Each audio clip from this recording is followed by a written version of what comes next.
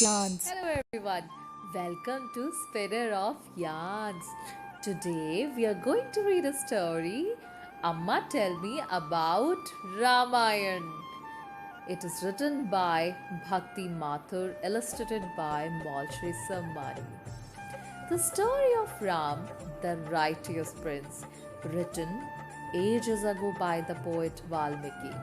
This is Ramayana, an ancient epic poem as told by Amma to Klaka and Kiki.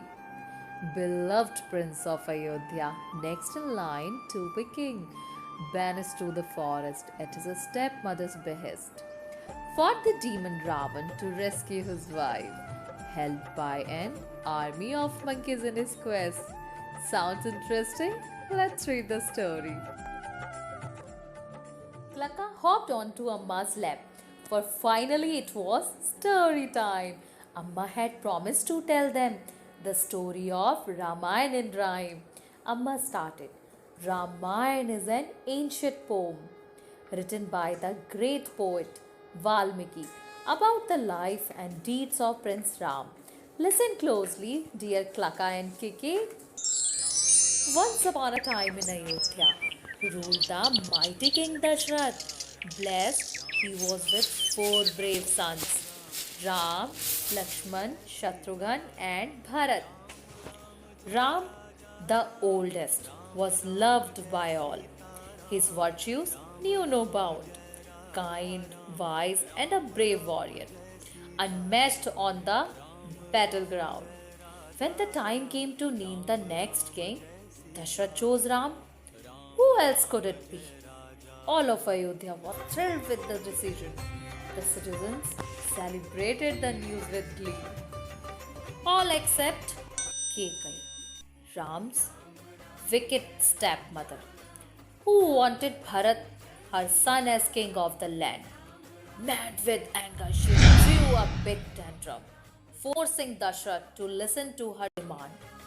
She said to Dashrath, I saved you many years ago. As wounded in battle you lay, tired and weak. In return, you promised me two boons, that you would agree to whatever I seek. My son Bharat must be the new king. This is the first boon. Fulfill it. The second, banish Ram for 14 years to the forest to live as a hermit. On hearing this, Dashrath was shocked. His heart was torn in two. He was duty bound to uphold a promise, as it is rightly said, Pran jaye par vachan na jaye. But exiling Ram, he couldn't bear to do. Ram was calm and consoled the king. Father, my duty is clear, said he. Happily, I give up the throne for the forest. You must keep your word to Queen Kekai.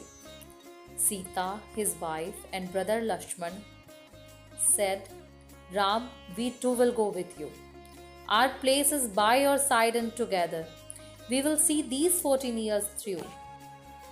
And so, dressed only as simple hermits, the three left the royal palace behind. Bravely, they strode to the forest ahead, without regret or a worry on their mind. All of Ayodhya bid them farewell. Tears streamed down most faces. How could the three used to palaces survive Dandak forest, the darkest of places? Dandak was indeed dark and dangerous, full of wild animals and vicious demons, terrorizing people who lived nearby, causing havoc and killing innocent humans. But Ram and Lakshman knew no fear. Bravely they took the evil creatures on. One by one they fought the demons till they fled the forest and were all gone. The three settled down to a simple life in the forest that they had made their own. They worked hard day and night, but were happy. Soon the years of their exile had nearly flown. But a terrible fate lay ahead of them. For Ravan, the demon king with 10 heads, upon hearing of Sita's grace and beauty, decided to make her his queen instead. One day, when the brothers were away, Ravan came disguised as a beggar. He pretended to ask Sita for food and tricked her out of her shelter.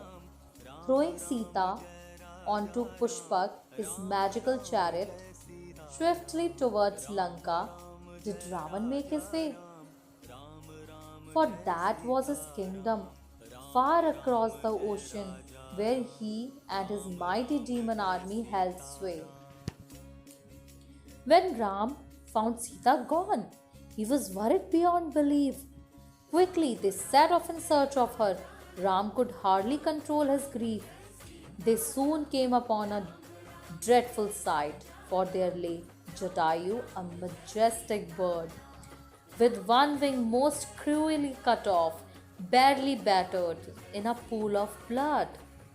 On seeing that, Ravan had kidnapped Sita and was flying off with her in the sky, Jatayu had challenged Ravan to a fight but was cut down and left there to die.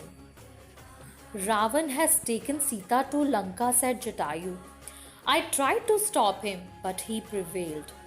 Alas, I am not the warrior I once was.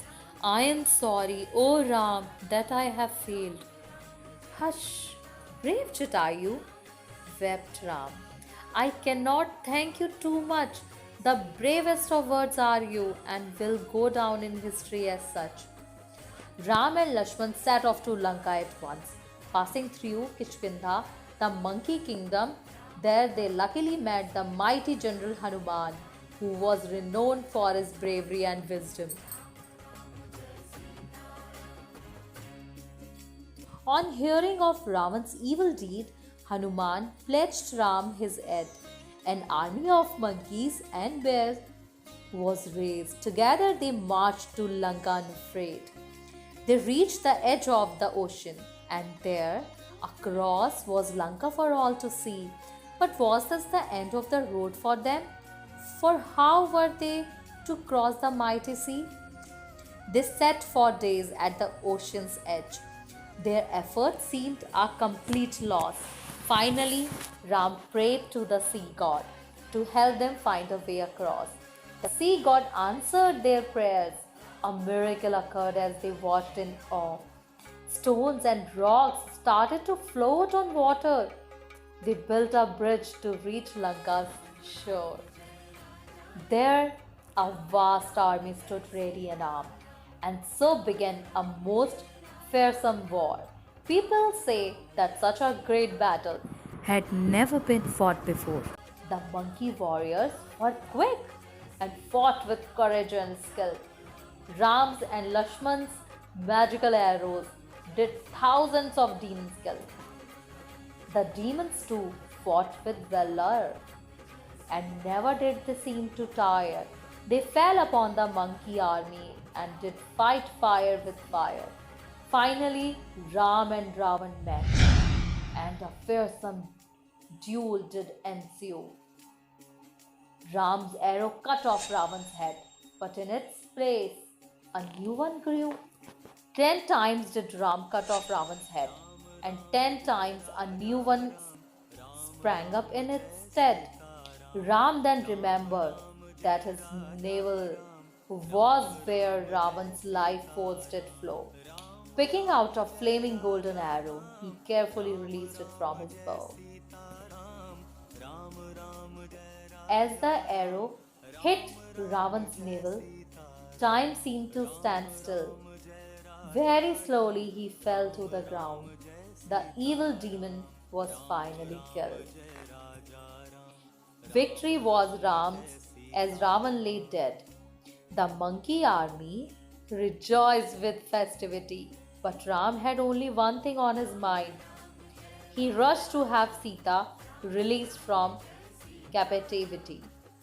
As Ram and Sita embraced each other, the clouds in the sky parted ways. The god showered flowers upon them.